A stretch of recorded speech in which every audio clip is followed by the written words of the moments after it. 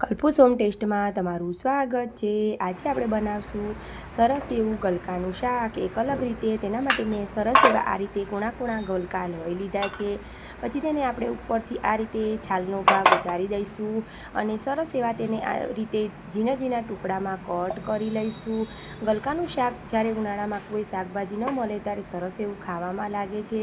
પછી 2 થી 3 મેં લસણની કળી લઈ લીધી છે, જેને ઝીણી ઝીણી કટ કરી લઈશું। 2 લીલા મરચાં લઈ લીધા છે, તેને પણ મેં ઝીણા ઝીણા કટ કરી લીધા છે। પછી આપણે એક પેન ગરમ કરવા માટે મૂકીશું અને તેમાં એક મોટો ચમચો ભરાય તેટલું આપણે તેલ નાખી દઈશું। આપણું તેલ થોડું એવું ગરમ થાય પછી તેમાં જે કટ કરીને લસણ રાખ્યું હતું તે નાખી દઈશું અને અડધી ચમચી જીરું નાખી દઈશું। લસણ તમારે બહુ વળવા નહીં દેવાનું। પછી લીલા મરચાં જે કટ કરીને રાખ્યા હતા તે નાખી દઈશું અને પછી ગલકા નાખી દઈશું અને તેને થોડી વાર માટે મિક્સ કરી લઈશું। પછી તેમાં મસાલા કરીશું। અડધી ચમચી ધાણા જીરું પાવડર, અડધી ચમચી હળદર પાવડર, અડધી ચમચીથી થોડું વધારે એવું આપણે લાલ મરચું પાવડર નાખી દઈશું।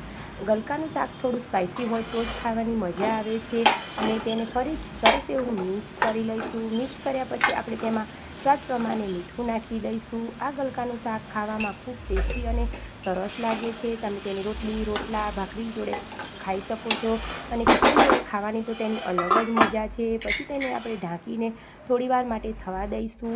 2-5 મિનિટમાં તો આપણું શાક બનીને રેડી થઈ જશે। તમે જોઈ શકો છો સરસ એવું આપણું ગલકાનું શાક બનીને રેડી થઈ ગયું છે। તેને આપણે ગરમા ગરમ સર્વ કરીશું। ઉપરથી આપણે નાયલોલ થોડી સેવ નાખી દઈશું અને લીલા ધાણા નાખી દઈશું। તમે એકવાર આ રીતે ઉપરથી નાયલોલ સેવ નાખીને ગલકાનું શાક ખાજો તો ખરા, તમારો ટેસ્ટ બમણો થઈ જશે। મસ્ત મજાનું આપણું ગલકાનું શાક બનીને રેડી થઈ ગયું છે।